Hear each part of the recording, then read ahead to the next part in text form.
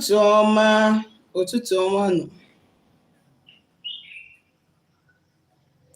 Ụtụtụ ọma na ụmụ Igbo, Igbo ndị ọma ji eme ọnụ.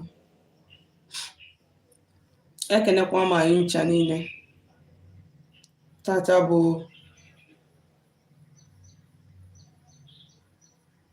afịa Nkwọ. Onye na-asị ka Nkwọ mara anyị mma.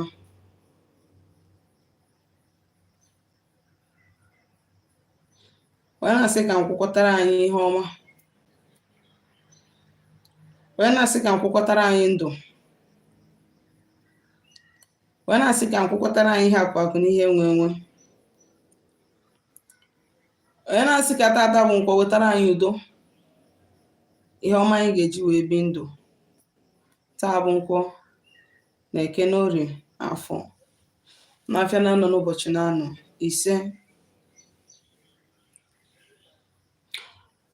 Ndị ọnụ ụmụ Igbo, aka nkwa onye nke gị nwa dawara ọma ụzọ mmiri. Abụ onye mgbasa ozi ọma ọdịnala Igbo, bụrụkwa dibịa Igbo. Anyị na-agba afa na-agbasi afọ ike na-arụkwa ọrụ mmụọ dị iche iche na-enyere ụmụ Igbo aka ịmara eziokwu gbasara ọdịnala Igbo. Eji m ohere a wee na-eweta ozi ọma site n'aka ndị nna nna anyị ha, bụ ozi ndụ na ozi udo.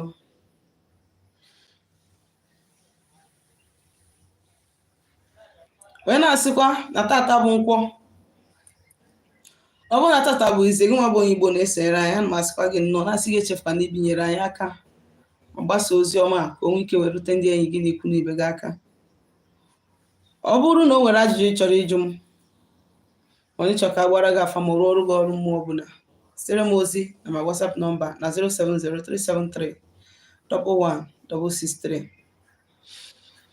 Ụtụtụ ọma nnukwu nwaanyị Ijeọma Cash, ekene m gị. Asị m ka tata maalụ gị mma. Ịgakwazi n'isiokwu nji maka ya wee bịa. Ihe m bịara ka anyị na-ebe anya bụ ihe gbasara ndị Ogbanje.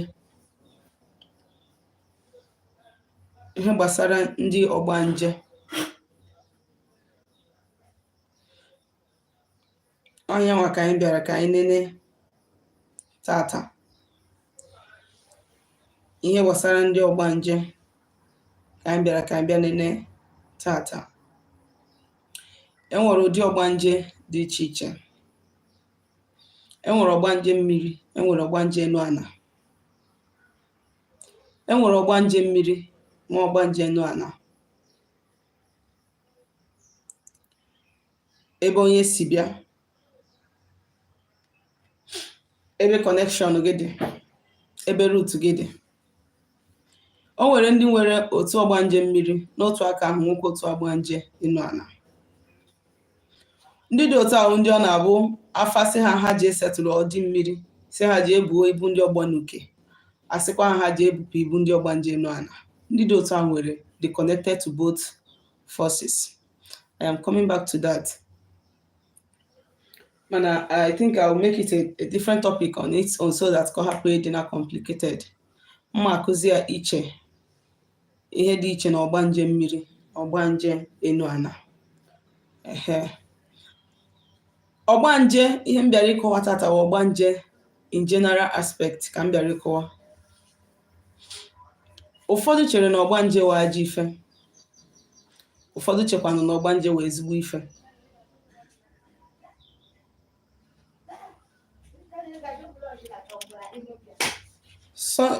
Sunday Charles, ụtụtụ ọma, ekenekwa m gị. Ogbanje mmiri, anọ m na klaasị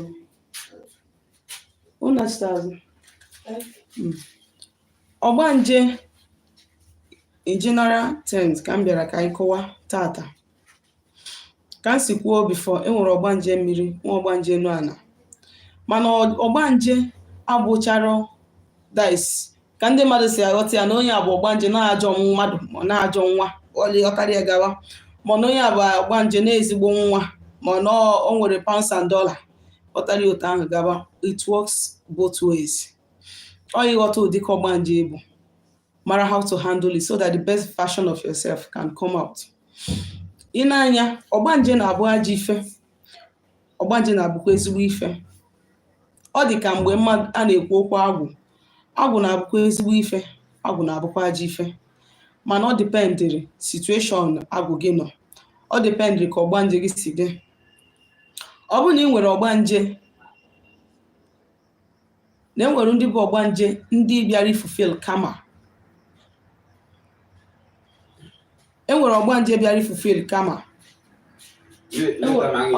Oga, I'm on class. I'm gonna start anytime. Like how many hours? In next 1 hour. Next 1 hour. So sorry. So enwere ọgbanje ndị bụ na ha bịara ifufil kama, nwee ọgbanje bụ na ha bịara idozi ọnọdụ. But whichever way ka ọgbanje nke gị na-eme operate on, if it is not properly handled, o nwere ike shift gawa na the negative side.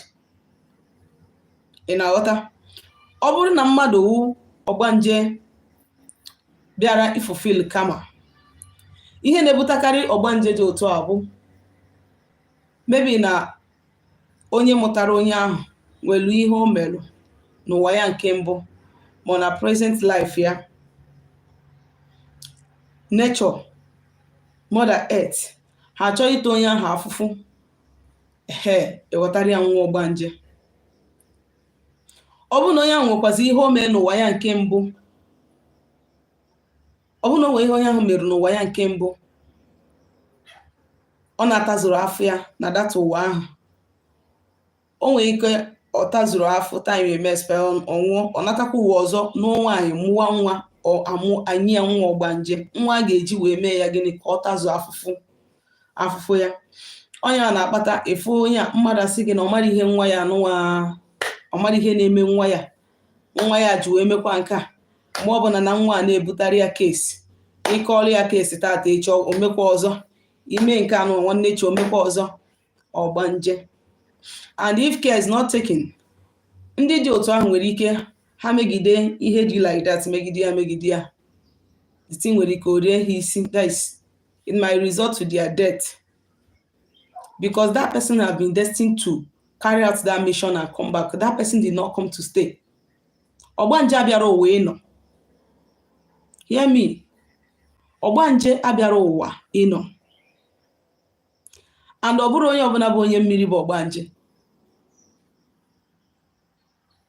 Ọ bụrụ onye ọbụla bụ onye mmiri bụ ọgbanje. Ọ bụrụ onye ọbụla bụ dibịa. In fact, dibịa ekwesịrị ịbụ ọgbanje. Eze nwaanyị ekwesịrị ịbụ ọgbanje, because dibịa bịara to serve. Eze nwaanyị bịara to serve. Ihe onye dibịa bụ nwa eze nwaanyị bụ ndị agwụ. Agwụ can equally destroy somebody. Maka na another join the two, they are not the same. Onye ọgbanje abịara ịnọ, mana ọ bụ na dibịa abịara ịnọ, kedu time ọ ga-ejizi wee rụọ ọrụ akpọrọ ya n'ụwa? So my IG anịwachukwu ndewo katata mara gị mma. So ọgbanje abịara ụwa ịnọ, be it the negative one or the positive one, ọ bịaghị ụwa ịnọ.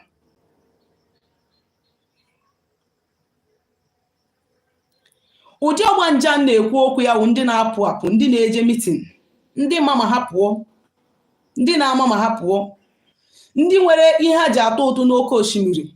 Yes. Enwere a lot of them nwere ihe ha ji atụ ụtụ. O nwere ka ọ bụrụ earring, o nwere ka ọ bụ cowrie, o nwere ka ọ bụrụ ego igwe ka o ji eje meeting. Ọ rarụ ụra pụọ, o je ha na mmiri ahụ, o pike datin ọ ga meeting. So this kind of people abịara ịnọ. Ọ bụrụ na nwa gị ma na yo ọgbanje ezitara gị bụ ọgbanje kama, ihe ya achọba na ya bụ gịnị ka ị ga-esi wee mee gịnị, ihe ị ga-eme so that ka that punishment n'ike kwụsị, ime gịnị wee jie nwa ahụ ọgbanje ka o nwee ike wee nọrọ. Enwere another set of ọgbanje. Another set of ọgbanje bụ ndị ejiri wetara ka enwe ike wee mee gịnị, wee clean ye wipe or tears. Ka wee wipe or tears family. Ka wee wipe or tears ngwuru. This type of ọgbanje Bundiana, as in when you see them, Oboha can aga school, mana he bigo aka, he metige aka. Oboha can aga school, mana he go moto rono. They are achieving ihe ndị Oboha na-eme nwere achieve. Ndị Ogbanje zitara iji gịnị ihicha anya mmiri. O nwere ka ọ bụrụ na nwoke mụrụ ya ma na nwaanyị mụrụ ya enwee n'afụfụ ata n'afụfụ n'ụwa ya nke ọzọ mmegbu na mkpagbu. Ọ bịawakwa uwe wezitere ya that child in order to clean his or her tears. Ndị Ogbanje. Ndị dị otu ahụ anaghịkwa anọte aka maka ọ rụchara ana o nwere ike kpumkpumkpum within 5 years ị ga-adịga everywhere pịa ọna. Ọwụ na ijiho ya ọ bụ na ijiho onye ahụ Ogbanje ahụ na-enye ya nsogbu. Ndị Ogbanje ahụ ọ bụ na imero ka ha hapụ ya ka ọ nọtukwuo that is jee Ogbanje ka esi eji Ogbanje. Ọ bụ na imeri ya onye ahụ nwere ike ọrụ ahụ rụọ ya rụọ ihe dị mma ọ pụọ o tibiri nwụọ. This type of Ogbanje na na-afụ ya within among the musicians, among footballers and so many others. Ịghọtara? So, na ọ bụrụ na nwa gị bụ Ogbanje, ịghọta na nwa gị bụ Ogbanje, ị mara ụdị ka Ogbanje nwa ahụ bụ isetụlụ ndị Ogbanje ya ka arapụ ya ka ọ nọtukwuo.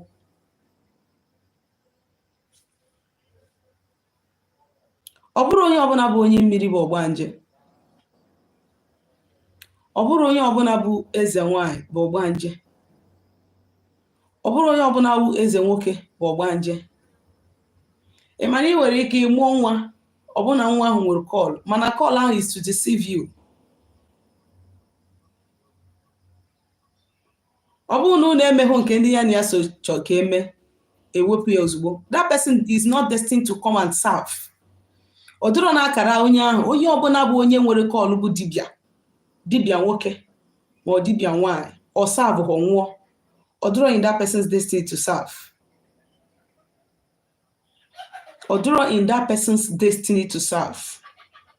And you watch as such people ihe ha na-ede butara family ha will pain, mmechu ihu, mkpọchu ihu.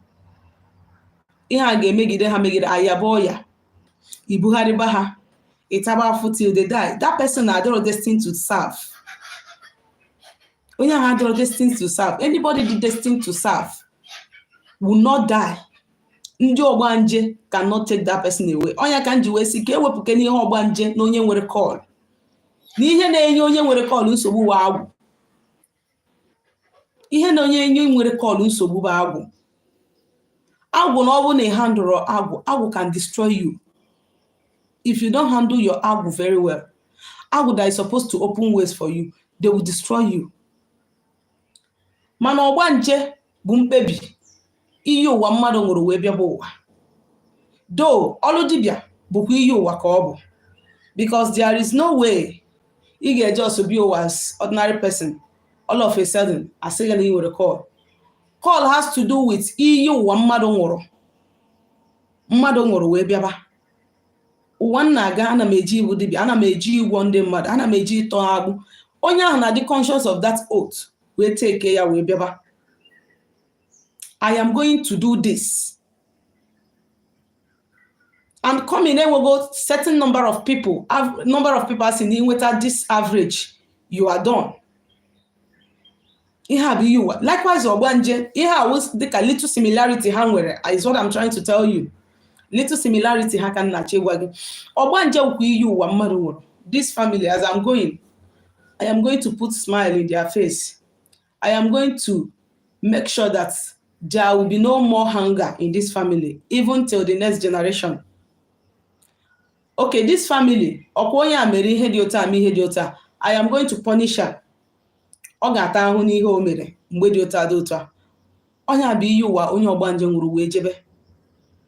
Dịka ogo gị nwa na-akpọ onwe gị onye Ogbanje, especially anyị bụ ụmụ nwanyị, because hardly ifu nwoke a na-akpọ Ogbanje, hardly ọ na difficult for you to see a man who Ogbanje. Anyị nwa bụ ụmụ nwanyị sịrị na anyị bụ Ogbanje. What I am asking is, please, gị nwa bụ nwaanyị bụ Ogbanje, kedu ụdị ka Ogbanje bụ? Gị nwa na-akpọ mmadụ Ogbanje, kedu ụdị ka Ogbanje onye ahụ ị na-akpọ Ogbanje bụ? Ma ọ bụrụ na ị dị sure na onye ahụ bụ Ogbanje.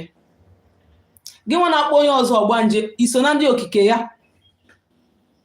ka iwu dibịa, ị gbara afa n'isi onye ahụ wee mara ụdị Ogbanje onye ahụ bụ. Ogbanje dị mma, the only part na-adịghọ mma, a sị ma ọ dị mma ọ dịghọ mma. Yes, o nwere both sides. The side na-adịghọ mma with the side ndị na-abịa to fulfill karma. That is the reason why anything ọbụla mmadụ na-eme, ya ka ndị Igbo ji wee si omeife ya jide ọfọ. Ihe ọbụla ị na-eme na this present life, be careful, beware that whatever you are doing, anywhere ma ọkụ mma na-ekwu that you are coming back. And when you come back, that thing ihe mere n'ụwa gị nke will come to play. They can serve you with any means. Enwere ike iji ọmụ wee serve gị, nwa ị mụrụ, were ya serve gị, punishment ga-adị complete. So n'ala Igbo, Ogbanje abụrụ ajọ ife mana ọ bụ ajọ ife. It becomes in fact, ihe ndị mmadụ ji afụ ndị Ogbanje as ndị nwere bad spirits, I will just say that the negative side ka the positive side in a way.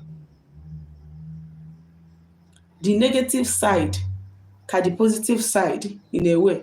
Because when somebody yabu, ma onye bịara fulfill destiny, ma onye bịara fulfill karma, both of them will not have long life. If you're on the negative side ka the positive side, which if you don't get to know that this is how it is, onye ahụ nwere ike ọnwụnahụ. Ọ dị ka mgbe m na-akụ ihe gbasara onye ụwa, mgbe m na-akụ ihe gbasara agụ, ekwuru m ya si that mgbe m na-akụ ihe gbasara agụ, that is afọ onye ụwa, ekwuru m ya si na ọtụtụ ụmụaka ji aka ha agbara onwe ha agụ. Ọtụtụ ụmụaka na-eji aka ha agbara onwe ha agụ. Some children enwere ike a mother child, obido mgbe ọ ga na-eru 4, 5, 6, 7 years, 8 years, 9 years, 10 years, enough some mysterious attitude na-arụ onye ahụ. Ma ọ bụ enough that child ọ yapụ arụ taa, ịchọ yakwa, nwanne chọọ ya, mpa ya dosi ihe odesi ọfụma, mana ihe ahụ bụ ihe mma ya ọpịawa ya, and ọda amụma emi ya. Ị mara na that child ebidogo gbawara onwe ya agụ. Ihe dị otu a mebe, ọ bụ na gị nwa bụ mma ya ka ọ na-aka emebi karịa ihe ya karịa nke your husband. Ị mara na onye nọrọ nwa ahụ wasi na side gị, ijebe iji ya. Ọ bụ na ọ na-emebi ihe mpa ya karịa nke mma ya, nna ya mara na onye nọrọ nwa ahụ wasi na side nke ya, na onye ahụ chọrọ ka akpọbata ya, ijebe iji ya. Otu aka ọ dịkwa na ụmụ Ogbanje. Ụmụ Ogbanje nwere ike portray kwa this attitude na ha nwere ike portray ahụ nke inwe ya, ịghọtago. Ụmụ Ogbanje nwere ike inwe ụdịka attitude a. Ọnya bụ ihe afa ji dị mkpa. Maka ọ bụrụ mgbe gboo, nwa gị meha na next thing onye ahụ ga-eme bụ jebe gba afa, mara ebe nsogbu a si abịa. Nwatakịrị nwere kọlụ nwere ike inwekwa ụdịka attitude a. Yes, eji m onwe m enye example because I could remember very well. Aka ama m ọfụma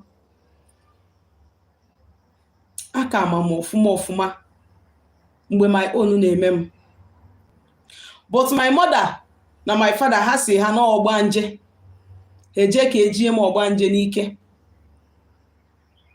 Ịghọtago? So ha jere ije eji m Ogbanje n'ike ka ha si gwa ha. Mana ọ bụrụ ya, ọ ndị m na ha so ihe na-abịa m nso. O nwere anything my mother ga-enye m, ọsọgoro ya bụ na ogoro that thing tata, mma pịarị ya. And I will not even know how it will happen. It will just fall out of my hand. But anything that belongs to my father, nothing like that happens to it. My mother, Ogbanje. It was after I started this work, Kanji Mara ihe bụ Ogbanje. Because my mother Ogbanje, I feel like killing myself. Because I'm na those things I'm a personally. My mother, Oburo na mbo Ogbanje o, aburo mo Ogbanje umu kirikiri Ogbanje. No. Enwere mission. Enwere mission. And my mother no onwe ewu onye ọrụ mana ọchọghọ ọ na-eje ụka ọchọghọ. Ị na-aghọta? So, mgbe m nọ n'afọ ya, I was there for 11 good months. Ka m pụtara agaghị m ije na-eme 3 to 4 years. Na-egbe sọsọ igbe. It was this thing dị too much. My mother said, she has to conceive another person na nke ọ ya nọzi n'onye nke asọsọ. Ọ bịa dị ime my junior brother. My father gabazi ije. Ebe ahụ ọ gara aga Donata ya onye na my mother enwe problem. Kedu ihe iji weje na be dibịa? Even aja niile asị ya chụọ ebe nọ, my mother wasn't interested.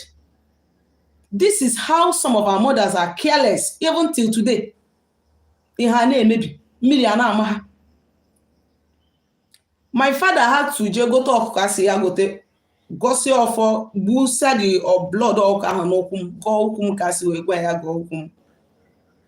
After ka my dad mechara ya tata tomorrow mbinite si n'ebe nnọpụta n'iro according to my mother. Ya sị m okay, kita ka ndị say ngwa na nje nọtukwuo. You know, mothers that they don't ọchọghọ dị myself because ọ bụrụ ihe omenala ahụ na-akọ ka ọ chọọ ịnụ. Ihe ọ na-achọkwa eru Jesus ebe Jesus nọ. So what I'm trying to say is that now so many mothers and so many parents are not paying attention to some signs ụmụaka ha na-enye. Because before this thing grow with that person, it is already playing right from when the person was a child. I was this only one person that I don't like staying with people because my own people are always around me. Just leave me. Only me will come out and I will be singing and be dancing in a strange manner.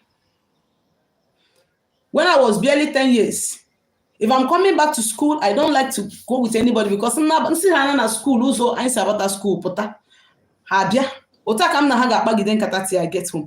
So mothers have children that are displaying this kind of things. But because they are going to church, they are taking them to their pastor for deliverance. My own Megidere, my mother had to take me to somewhere. I seen them separate. No Ogbanje separate. Kacham ihe hụrụ kita na eba that day ka karamia eba. Whereas away dokchama kam nine na room nine. Because then even my elder brother that died, then he used to come to me. We used to play. My elder brother was 14 years. He used to come to me. We used to play. I see him, but no other person sees him. All these things made my mother, they took me somewhere. And my father, when the thing came back, after like 10 years, Obia with full force. Obia with full force that I was unable to control myself. So, Oburu na nwa gi nwere Ogbanje spirit. Right from childhood, you must, as a parent, you must be noticing that onwere ka nwa si eme. Obukwa na nwa gi ahụ bụ call ka onwere na agụ, you must be noticing that na nwa nwere ka o si eme. Start in time to organize his or her spirit. Bido n'oge chịkọtaba mmụọ ya na onye ahụ so ọnụ. So that mgbe onye ahụ ru ihe ji mmadụ eme, that thing will not come and start spoiling everything that person is putting his or her hand into. Bido n'oge that some of us are crying that we don't have money to do this spiritual work, or this money is too much. Do you want Dibia to do it for you free? No. It's because that our parents, they don't know what they are supposed to do for us, their spiritual roles in our lives. They don't know. Our parents, they do not know that this is what they are supposed to do for us. When I see some young parents seeking to know the chi of their children, seeking to appease the chi of their children, seeking to do some small spiritual works for their children, I commend them. Because most of us, oburu na our parents, Maya, Momeluya, Hamakenia, but they don't want to do it. Oburu na Hameluya, our roads will not be as tight as they are today. Our roads will not be as tight as they are today. And on irugo 30 years, mo irugo 20 something years. Ihe nubere ndị gị na ha so nni since chi nne na nna gị ji wee mụọ gị. Aka nọ na nke ahụ. Ijete nwaanyị ime, ma gị nwa bụ nwaanyị ijete afọ ime. Ị mara na mmụọ gị na ha so ha ya agbata aka. They will leave you and run like as if to say that is a ghost that is chasing them. As they will run from you. Because even there is no more strength that they will use to fight for you, because ever since you came into this life, ị mara ha. Anọrọ n'eni kpụtalụ ọsọ kpụkwasị onwe gị n'elu. Ifu na before asachaba gị mmadụ. Ọ yeta aka. Because all these things have been accumulated for long. This is why we as the young parents, we need to wake up. We need to wake up. Those things that our parents couldn't do for us, let us do it for our children. That you see some girls, you see some girls, you just enter social media and you're jugi. A girl boom, I public. Yes. Nothing just happened just like that. Something, do this thing. Even though it is not good, that thing will be pushing her, do it. But because our parents did not take care of our spiritual parts on time, that person will end in problem or in disgrace. Because when people go na public,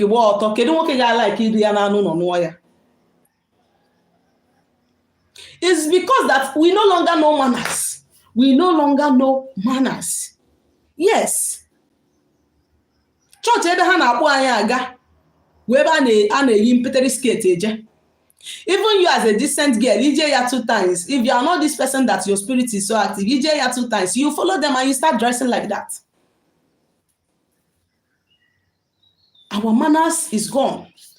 They are not teaching us again. Nothing. Ihe ndị parents anyị nọkịta na bụ anyị mụrụ nwa, anyị chụtara ego nni. I am not saying that we are not trying. We are trying, but we have to do more. Take care of all these things for your child. Before you see a girl, that girl je no na akuna je biri.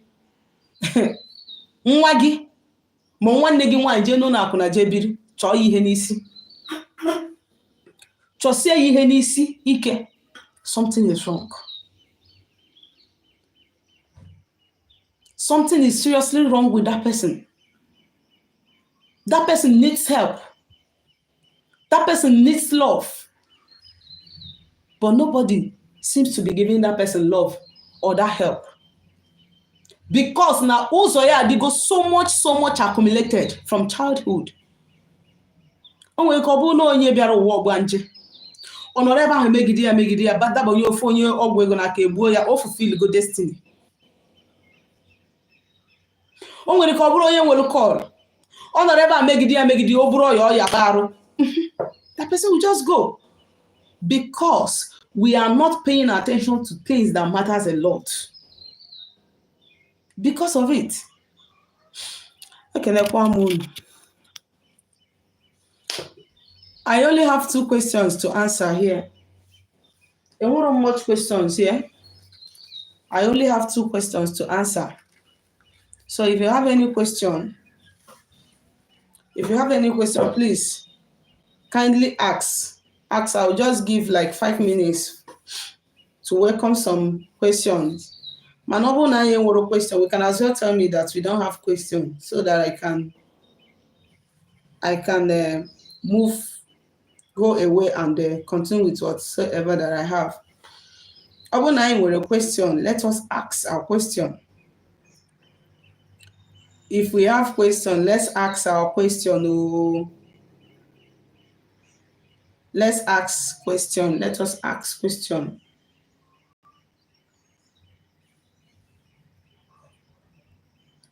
Let's ask question. Oh. Umuchuku. You will not ask question now. When I change this When I change this thing now to church program now, sure people will like it.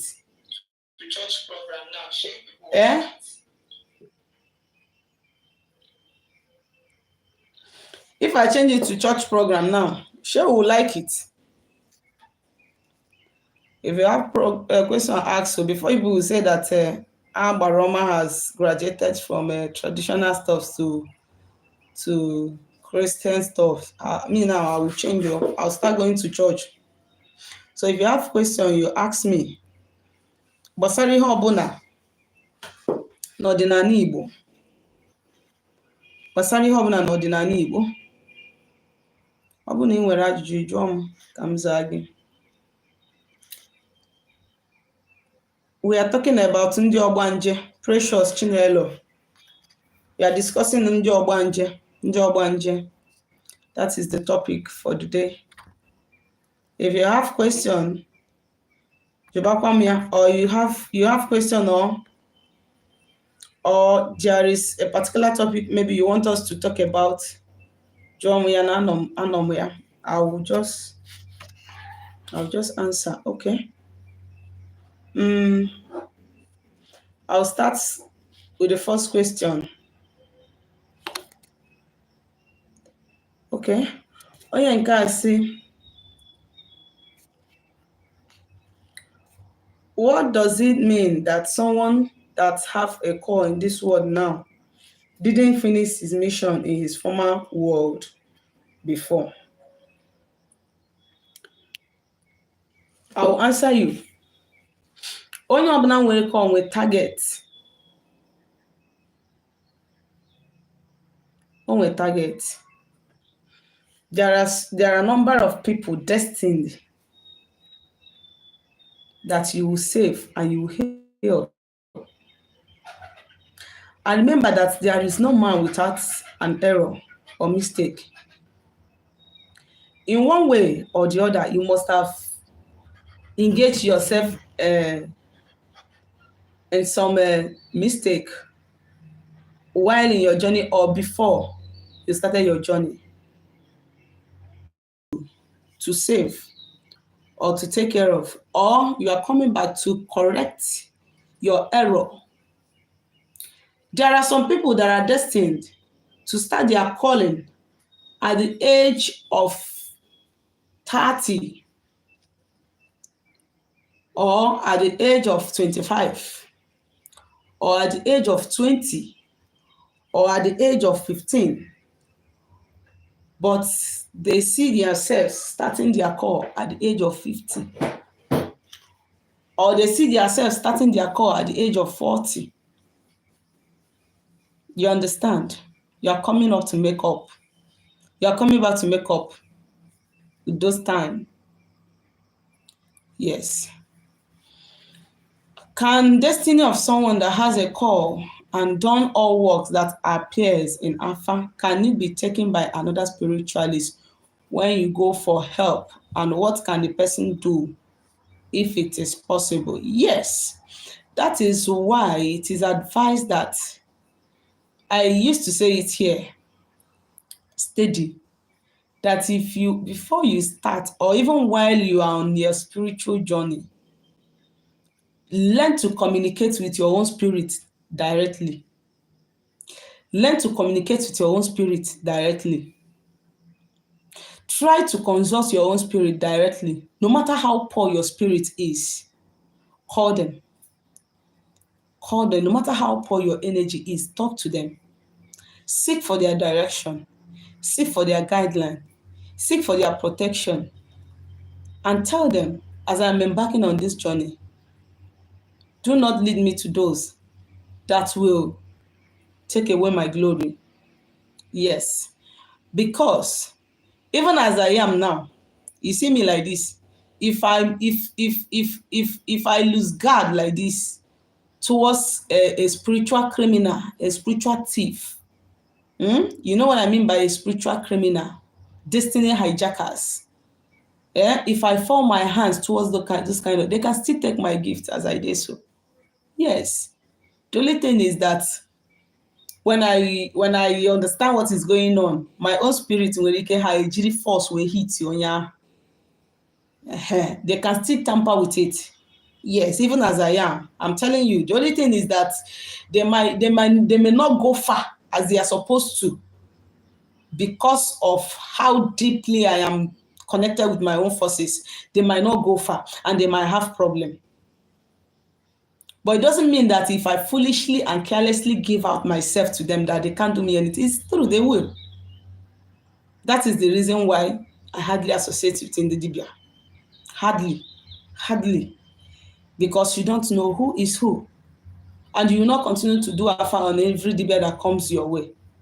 You understand it? So if something like that has been done to you, you have to discover your water of reincarnation. Pay them a visit. Discover the water or the forces or the oracle that called you. Pay them a visit. Tell them to restore you. It is going to cost you to make those sacrifices. Visit your Ajana. Tell them to restore you. Visit your Ndiiche. Tell them to restore you. Visit Arosi, your paternal oracle, more especially. Tell them to restore you. These are the forces you need to go to. And you must take something to them. When you go to all these forces, aligning them, bringing them together, letting them know that they have taken something that belongs to you. They are going to fight for you. It means that person dying to release your blessing. That person may die to release your blessing. If it means putting that person in sick bed, no matter, sick and wagi, ofo no gu keje bu dibia. Dibia nwere ezumezu, ofo keje bu ya. Dibia na-eji ha ofo, mmụọ na ha kwudoro ya. Agazie. I am okay. Must Agu be performed by maternal relative of the person having Agu issues?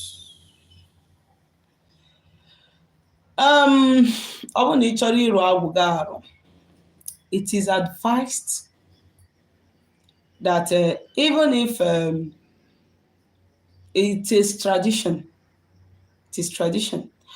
even if the person's maternal relatives are Christians, yes, because I know this is one of the things that gets people tired of this Agu thing when it comes to going to maternal, paternal, whatever.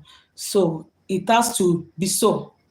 But if something like that is happening, even if Akaji or Foben Nagi, if the person is active, the person can stand for Ndibe Matanagi. If the person that is supposed to stand in Ndibe Nagi does not want to stand, even if it is a male child of 5 years, let that child pray for you. Okwu abugo. Maka na ọdịnala nke kịta abrozika before. Because people now don't want another person to cross. Somebody know that this thing that you are doing it to save your life. You are doing it for good. They know that you're not doing it to kill anybody, but they will want to stand on your way. So, and you will not deprive yourself of what you're supposed to do because of one person. It has to be so. Is it possible that Ogbanje Mmiri can also be Ogbanje Eluala? Yes. Yes. I already said that I'm going to make this a topic.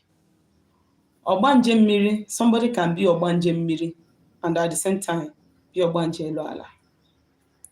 I'll just throw a little light. Maybe next time I will talk about it full. Somebody can be Ogbanje Mmiri and still be Ogbanje Eluala. Yes. Especially in the one force. The one force.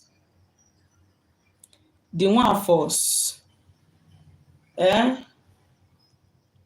The one force. The one cause. The one force and the one cause. The one force and the one cause are mostly likely to have Ogbanje Enuana and at the same time Ogbanje Mmiri. I'll just throw in a little light. I'll make this a topic. Why? Because Ajana na mmiri na-eriko. If you go to a flowing water or a deep water, you see that the earth is surrounding the water. If you go to a flowing water, you see that the water is flowing upon the earth. That is why the two works together. Remember, Nwafo is the one that has the earth element. And the Nwore is the one that have the water element. So Nwafo and Nwore can, there is Afo and Ore can make one person. Yes, Afo and Ore, because water flows on top of the earth. Nwankwo can have water element and also have earth element. Yes, because without the water, the plants cannot stand. Remember, the air elements are the tree elements. Tree element. In this osisi wee bi ụwa. Without the water, the air, the tree cannot function. And without the sun as well, the tree cannot function. And without the earth, which is the sun, the tree cannot function. If you watch the Nkowa element, which is the air element, it works with every other three elements: the air, the sun, the earth, and the water. Yeah, we are going deep mathematically. That's why I said that I'm going to make this a topic on its own on a good day. Okay. Can I call you after this teaching? Okay, you can call me. Call me. I have done everything Alpha said I should. Alpha said, and I have a call too. But it's difficult to see my chi even in the dream. I have asked him many times to show me himself, but nothing. Onye buru chi ụzọ, ọgbagbu onwe ya n'ọsọ. You have not even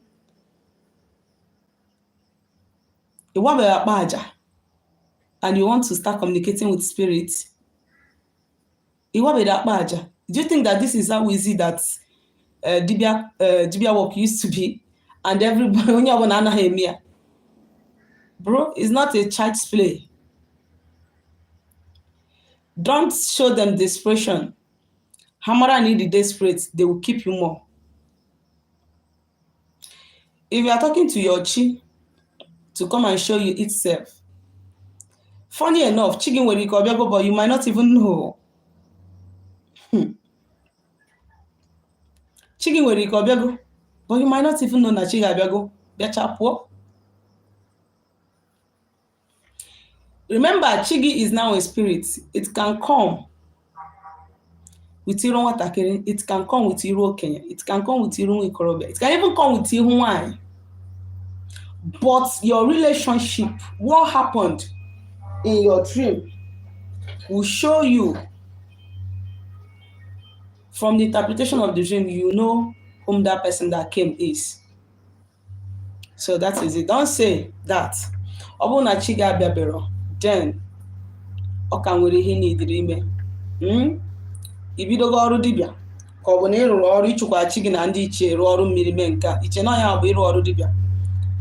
Even a neutral person is supposed to do all these things. Even a neutral person bụ nwoke nwere agwụ kwesị ịrụ agwụ ya mee chi ya mee ndị ichie ma aja na mee agbụrụ mee nka mee arụsị mee mmiri ndị amụsị na-enye nsogbu oke ha ọrụ ọrụ niile ọ ga-arụ. So you just did what you're supposed to do. You are just trying to crack a bone. You haven't started yet. You are just trying to, okay, like you are washing your car now. Yeah? After washing your car, you allow it to dry. After your car must have dried, you put your key. Bam, it will do. If it starts, you thank God. If it doesn't start, then you need to carry it to mechanic. So what you just did is that you just washed your car. What you did is that you just washed your car. You never put on key. So when you must have kpọtuo ndị agwụ gị waa akpa aja nọrọ ọnọdụ ka dibịa si anọ itinyenu kin. Itinyezie key, I am among a ka ọ It's not easy. If anybody tells you that it's easy, it's a lie. It's not easy. Itinye key easy. Omezienu chichichichi, obone ebe ya to revise, to go to revise. Befitting na drive. Irute gallop, ijiri nwaanyị ma ka esi ahụ gallop iwu ọnya. That is how this work is. It's not something you just say, I've done this, I've done that, and you know, no. Iwagoda akpa aja, ibido chụba aja. Mgbe ahụ waziri akpa aja dibịa, mgbe ka ị ga-ebidozie chụba aja. Ijekwu different entities. Onye ọ bụ gallop ahụ m na-agwa gị. You go to your maternal entity. Ebidokwa m n'ọrụ bịa kwudoro m nri ya esi ya, ọkụkọ ya esi ya, mmanya ya esi ya. You go to this oracle. Ebidogo m n'ọrụ. You must do it. Kezumoz n'ezuko. You don't sit down like that and tell me that nothing is working. It doesn't work like that. Oh. Okay, what can I do? Does it mean that he's not happy with me or what? Or what could be the problem? I've explained this. Someone did Alpha somewhere and the Dibia said that the person has a call, but the person can do Agwo and forget about the call. He said that the person Agwo is not strong to guide. Please, how is that possible? No. That Dibia that did Alpha and was able to see that somebody have call, but is not strong enough for the person to do it. Please help me and ask the Dibia, why is he answering his own call? That is what that person will help me and ask the Dibia. Why is the Dibia answering his own call? If you have call, you have call. You don't have call, you don't have call. People should stop taking excuses. That's your call. Call is your destiny. If you don't follow that path, you can never become anything meaningful. So let that Dibia tell me, or tell us rather, why himself answered his own call. If he can do Alpha for somebody and discover that the person have, and also tell that person that is not strong. Sometimes it could be the way people are pressuring them. Maybe that person actually and Dibia need to go nurture. The Dibia might be trying to tell that person that in order to so here call. Okay, my chick came in Nkowa and I am a. So does it mean that I will keep the 2 days holy? Holy as how? Onwere mbosi na-egbu mmadụ. Ị na-egbu mmadụ n'afọ. Ka ị na-egbu mmadụ n'oye. Holy as how? Ka ọ isi bongi. Brother, tell me now, let me understand. It's not funny, but tell me, please. No more question, no. Please, this last question. My chick came in on Nkowa and I am in Eke. So does it mean that I will keep the 2 days holy? Please let me understand the kind of holiness that you are keeping. Because as long as I am concerned, no yobona bonyi ganaid asonso. Maneke, manori, manafo, manampo. Enwere ihe ndị Igbo debere azi ihe ịsọ nsọ. Ihe ịsọ nwunye mmadụ. Ịsọ ihe a n'Igbo na-asọ. You kwesịrị na-asọ ya every day of your life. Emasị m na-eke ma ori ma afọ. Ọ bụ na ịnụgo nwaanyị sie nwunye gị bongi, my friend. Ihe a niile a na-agwa unu bụ ihe eji achọ marriage a ga-dissolve. Ọ bụ na ịnụgo nwaanyị sie nwunye gị bongi. The only thing is that as a Dibia that is practicing, if you are not practicing, he may observe why are you starving your partner? Who told you that? Why are you starving your partner? And it's not as if you are not feeling okay. You are okay. You're not starving your partner. As a Dibia, and then going a tough work. That is when you are permitted to skip so that you maintain your energy and do the work. Someone who have not started practicing, and I say this song, if you start doing it like that, ị ga-enyekwa onwe gị nsọ ị na-ama nkipụta enwe o. Anọfe iso na ihe na-ama nsọ nkwa o. Please, okay, I always see myself in the dream writing exam, but I didn't know what to write, and no one can be able to help with the answer in that dream. If you are writing exam in the dream, you have call. It means that you have call. And this call that you have, you are the person that will grow yourself. Yes. You are not this kind of person that people will carry along. You need to carry yourself along. You need to know your spirit, connect with them very well. Don't be a mumu in your call. Don't be this type of person that you go to this person for guide, you go to this person for guide. Try to seek from your own spirit first. They will direct you. So all call potara. All your cable. Writing exams in the dream means that you have call. More question. Why is it that we used to forget this our question and answer of a thing?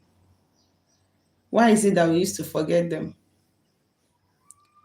Why is it that we used to forget them? Why is it that we used to forget them? Ndewo nnukwu nwanyị, Precious Chinelo, Agazi. Why is it that we used to forget our question and answer? Or we don't like to ask question again? You should be asking question, oh. Yes, because we learn by asking questions. You should be asking question. And I can wear more question. Ọ bụ na anyị nwere ozi ka anyị pịachie ya ọnụ n'ebe a. Zitere m ozi na my WhatsApp number na 07037311663. Ma ọ bụrụ na ị chọrọ ka a gbara gị afa ma ọ kọrọ ọrụ gị ọrụ mmụọ ọbụla. Ndewonu.